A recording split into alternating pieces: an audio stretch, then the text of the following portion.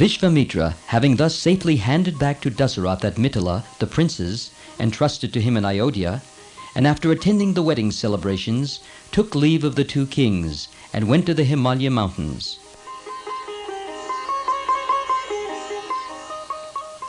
King Dasarath returned to Ayodhya, accompanied by his retinue.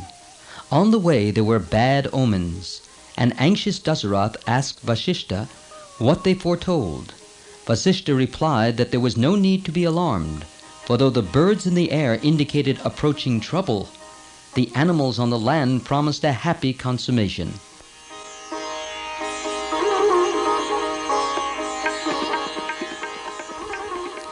As Dasarath and Vasishta were thus conversing, there broke out a great storm. Trees were uprooted, the earth quaked, and clouds of dust went up and hid the sun, and there was an all-enveloping darkness.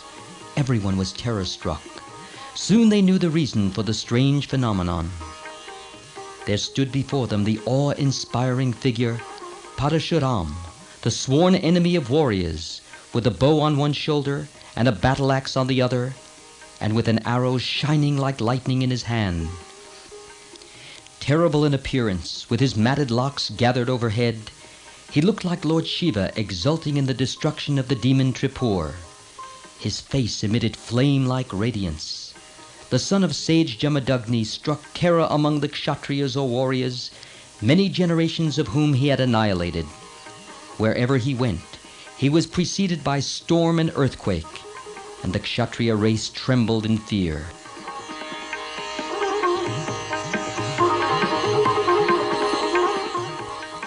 The Brahmins in Dasarath's retinue said to one another, "Because his father was killed by a king, Parashurama took a vow to destroy the warrior race. We dare to hope that his vengeful wrath had been quenched in the blood of the innumerable kings he has slain. Has he again started his cruel campaign?" However, they honored him with the customary offering of water. After receiving it, Parashurama addressed himself to Ram. "Son of Dasarath, I have heard of your prowess. I was somewhat surprised to learn that you strung the bow in King Janak's court, and that you drew the string till the bow broke. Here is my bow, equal in all respects to the one that you broke. This is the bow of Lord Vishnu, which was entrusted to my father. If you are able to string this bow, you will be worthy of my battle."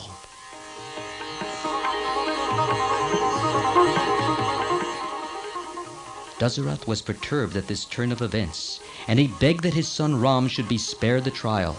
He said to Parashurama, "You are a Brahmin. We have heard that, satiated with your revenge, you have gone back to penance, as becomes your order, in pursuance of your plighted word to Indra, after giving away the earth you had conquered to Kashyap. Is it proper that you should break your vow and seek to injure a prince of tender years, who has done you no wrong and who is dearer to us than life?" Parashurama heard him unmoved, without so much as looking at him, and addressed himself solely to Ram as though the others did not exist. He said, "Vishvakarma originally made two exactly similar bows. One of them was given to Lord Shiva, and the other to Lord Vishnu.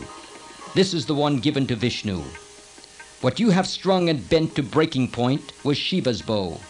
See if you can string this bow of Lord Vishnu, and if you do, it will be proof of your skill and strength, and I will then honor you by fighting with you."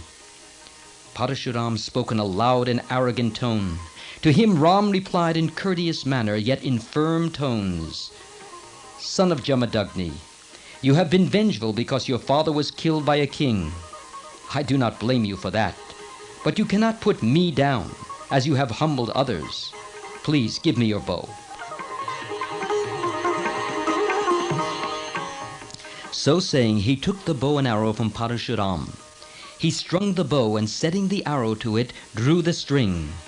Addressing Parashurama, he said with a smile, "This mighty Vaisnava arrow placed on the string cannot be put back idly. It must destroy something. Tell me, shall it destroy your powers of locomotion, or would you rather that it consume the fruits of your austerities?"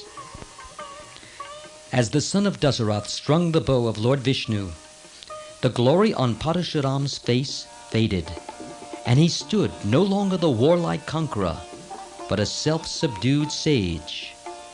For the purpose of Parashurama, who was an incarnation of Lord Vishnu, was over.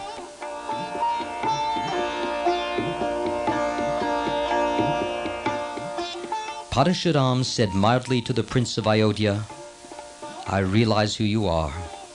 I am not sorry that you have quenched my arrogance. Let all my austerities go to you.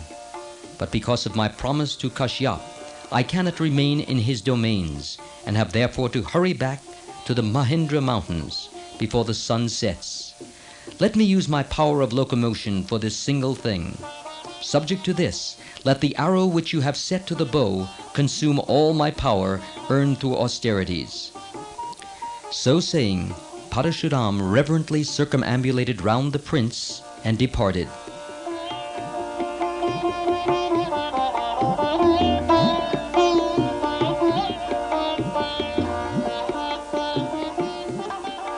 Ayodhya's citizens were overjoyed to hear that Dasarath and the royal princes were returning to the capital. The city was festive with flowers and shone like the heavenly planets.